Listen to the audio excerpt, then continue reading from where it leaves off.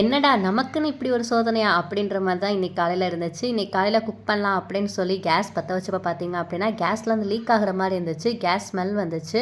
நான் அம்மாட்ட சொன்னேன், கேஸ் ஸ்மெல் வர்ற மாதிரி இருக்கே, நான் தானே மாட்டினேன், எதுவும் கரெக்டாக மாட்டலையோ அப்படின்னு சொல்லி கேட்டேன். ஆனால் மாட்டி 2 நாள் ஆச்சே, அப்போல்லாம் ஸ்மெல் வரல, இன்றைக்கி மட்டும் ஸ்மெல் வருதே அப்படின்ட்டு அப்பா சரி தண்ணி ஏதாவது ஊற்றி ஏதாவது பார்ப்போம் அப்படின்னு சொல்லி பார்த்துட்டு இருந்தார். சரி இதெல்லாம் சரிப்பட்டு வராது, நம்ம இண்டக்ஷன்லேயே வச்சிடலாம் அப்படின்ட்டு இண்டக்ஷனில் வந்து பால் காய வச்சிட்டோம். எப்போவும் எங்கள் வீட்டில் பார்த்தீங்க அப்படின்னா பால் காய்ச்சுறது, அப்புறம் வந்துட்டு சாப்பாடு வந்து வேக வைக்கிறது, டீ போடுறது, இட்லி வேக வைக்கிறது, இந்த மாதிரி வேலை எல்லாமே பார்த்திங்கன்னா இண்டக்ஷனில் தான் எப்போவுமே செய்வோம்.